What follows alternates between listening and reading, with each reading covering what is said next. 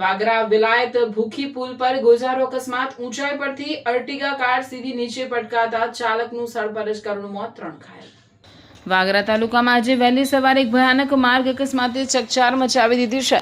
વિલાયત ભૂખી પુલ નજીકથી પસાર થતી અર્ટિગા ટેક્સી કાર અચાનક કાબુ ગુમાવી ઊંચાઈ પરથી સીધી નીચે ખાબકતા ગોઝારો અકસ્માત સર્જાયો હતો। પ્રાપ્ત માહિતી અનુસાર GJ16AZ 0806 નંબરની અર્ટિગા કાર દેરોલ તરફથી વિલાયત તરફ આવી રહી હતી। કાર મેઇન રોડ પરથી સીધી જ નીચે પટકાઈ જતા કારનો કચરગાણ વળી ગયો હતો અને ઘટના સ્થળે અરેરાટી ફેલાઈ ગઈ હતી।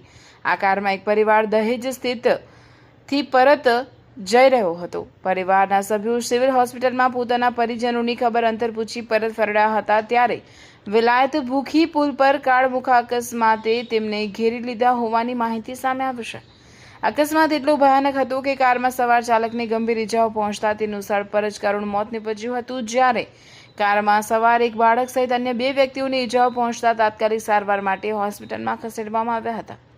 વહેલી સવારના સમયે સર્જાયેલા ગમખાર અકસ્માતની જાણ થતાં જ વાગરા પોલીસ તાત્કાલિક ઘટના સ્થળે દોડી આવી હતી અને જરૂરી કાર્યવાહી હાથ ધરી હતી।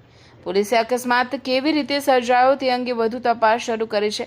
એક જ ક્ષણમાં પરિવારની મુસાફરી ખુશીમાંથી કરુણ ચીસોમાં ફેરવાઈ ગઈ હતી।